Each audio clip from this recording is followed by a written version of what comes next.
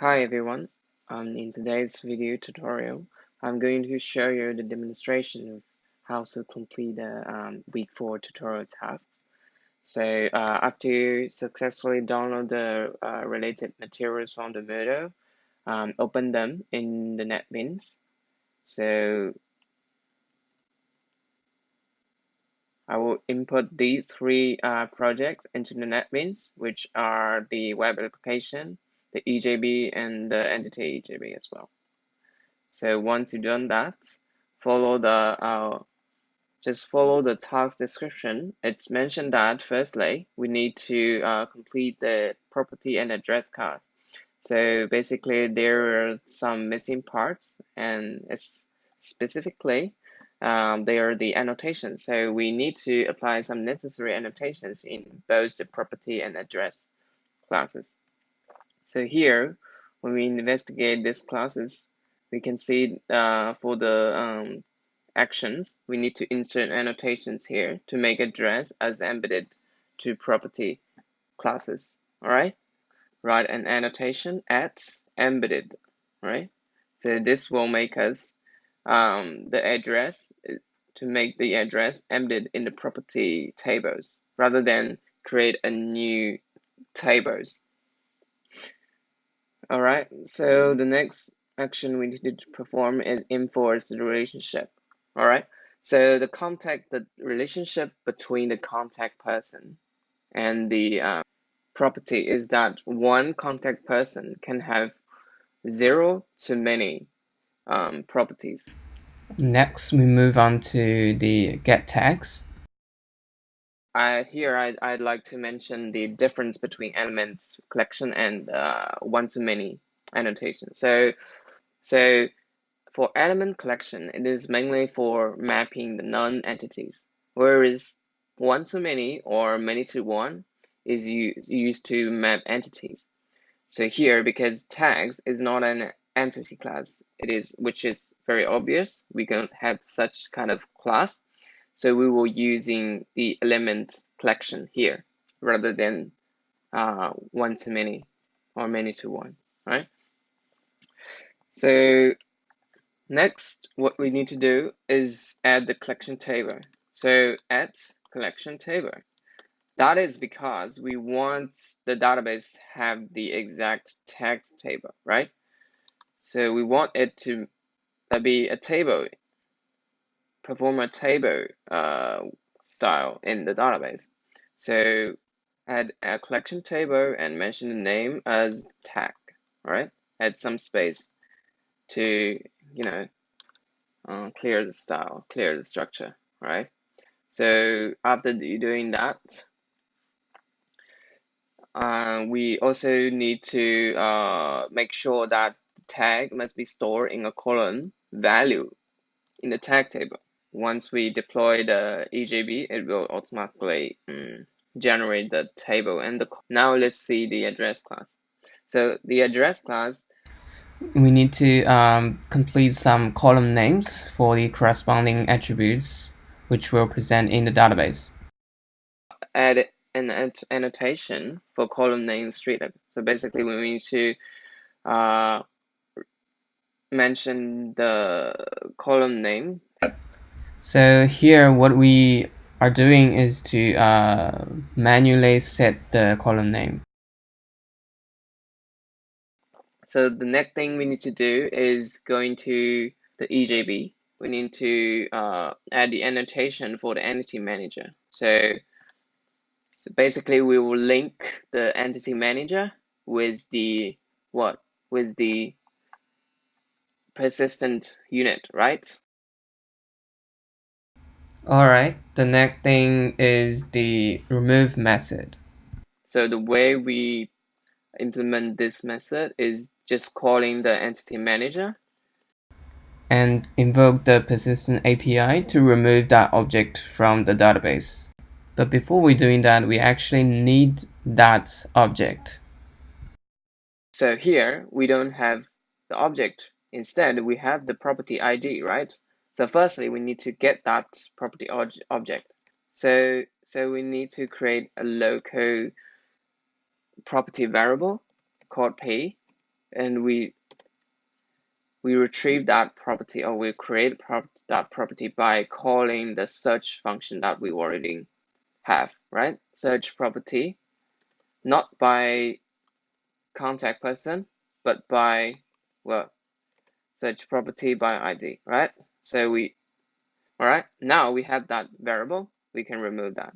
And before we actually perform or execute this statement, we need to check whether the property exists or not. All right, so the last part in this implementation class is to complete the criteria, using a criteria API to complete the search property by budget.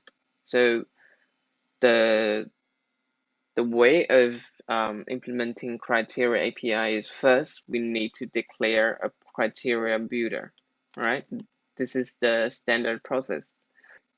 Next, we need to declare the type of the query. So criteria query, because this is the property. So basically, the result of the query, or we can say the result of the report, is property, right? So next, we need to define the query from which table. So roots property r equals our query from property class, as we are actually calling this execute this query, retrieving data select from. So this stands for the syntax in the SQL, the keyword from, right? Then after this, we need to add the where condition. So predict condition equals criteria builder less than or equal to our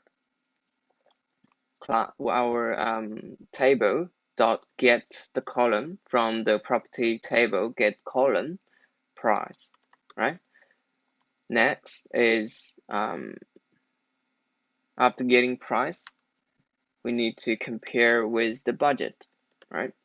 After this, we need to actually apply the where condition to the query. So after all these steps have completely, so which means that our query is completed. Now we need to execute our query. After we execute our query, we need to get our results. So we declare a local variable list property result equals type query dot get results list. And now what we need to return finally in the end is the result, return result. Okay, so now we've actually complete this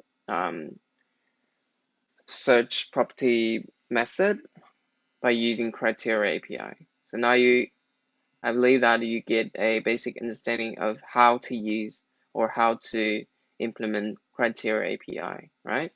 So now the first thing is to create a new database. So right click on the Java DB, create a database. After you create the database, all right, after you create a database, you have to create a new server, a dedicated server for this task. And it will pop up the successful message telling me that it created the domain successfully. All right, let's wait for the domain creation. So after successfully create the domain, you go back to EJB and create the JDBC connection pool and name it properly. For my example, FIT5042 demo4, and link to the database you created. And also, you need to create a JDBC resources linked to the existing JDBC connection pool. Make sure it's the same connection pool that you've just created. And for the JNDI name, just follow the JDBC slash and keep the name as the same as your database name. And now you have to create a persistent unit as well. So right click your EJB and create a persistent unit linked to the data source you just created. And don't forget to include the to entity class as well into the persistent unit. And meanwhile, make sure the server you link for the EJB and web application are the server that you just created.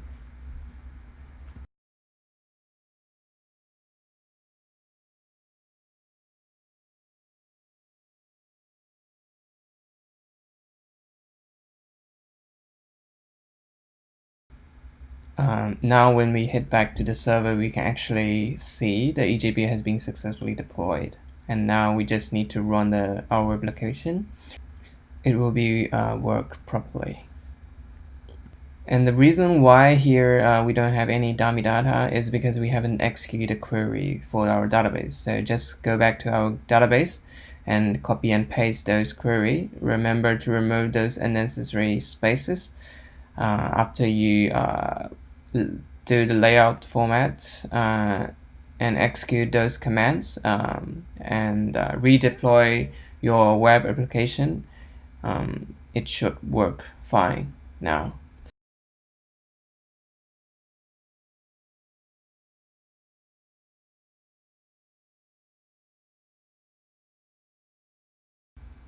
So to this stage, you have successfully completed task 4 in tutorial week 4.